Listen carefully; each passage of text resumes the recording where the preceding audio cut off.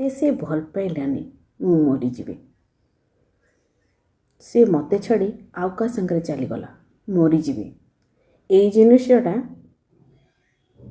ଉଭୟ ପୁଅ ଓ ଝିଅଙ୍କ କ୍ଷେତ୍ରରେ ଦେଖିବାକୁ ମିଳୁଛି। ଆଜିକାଲି ଏଇଟା ଗୋଟେ ଟ୍ରେଣ୍ଡ ହେଇଯାଇଛି କହିଲେ ଚଳେ।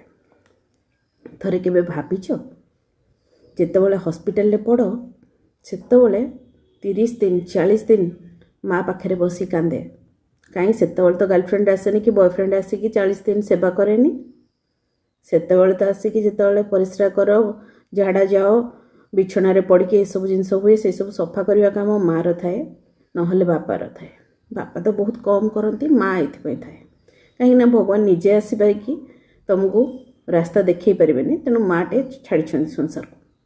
କେବେ ଭାବିଛ ଯେଉଁ ମା ବାପା ଏତେ ଭଲ ପାଠ ପଢ଼େଇ କଷ୍ଟ କରି ରାତି ଦିନ ଅନିଦ୍ରା ହେଇ ପଇସା ଯୋଡ଼ି ତୁମମାନଙ୍କୁ ପାଠ ପଢ଼ାଉଛନ୍ତି, ତୁମେ କେଉଁ ଝିଅ ପାଇଁ ପୁଅ ପାଇଁ ବେକରେ ଫାଶୀ ଦେଇ ମରିଯାଉଛ। ତା ପରବର୍ତ୍ତୀ ଷ୍ଟେଜ୍ରେ ସେମାନଙ୍କର କ'ଣ ହେଉଛି କେବେ ଭାବିଛ? ଯଦି ଭାବିନ ତାହେଲେ ଏବେ ଭାବ, ତୁମେ ବି ବାପା ମା ହେବ ଯଦି ବଞ୍ଚିକି ରହିଲ। ହେଲା, ଅନ୍ୟ ପାଇଁ ନିଜ ଜୀବନ ବର୍ବାଦ କରନି। ପାଠ ପଢ଼, ମଣିଷ ହୁଅ, ସେତିକି ଦରକାର। ଝିଅ ତ ଆସିବେ ଯିବେ, ପୁଅ ତ ଆସିବେ ଯିବେ,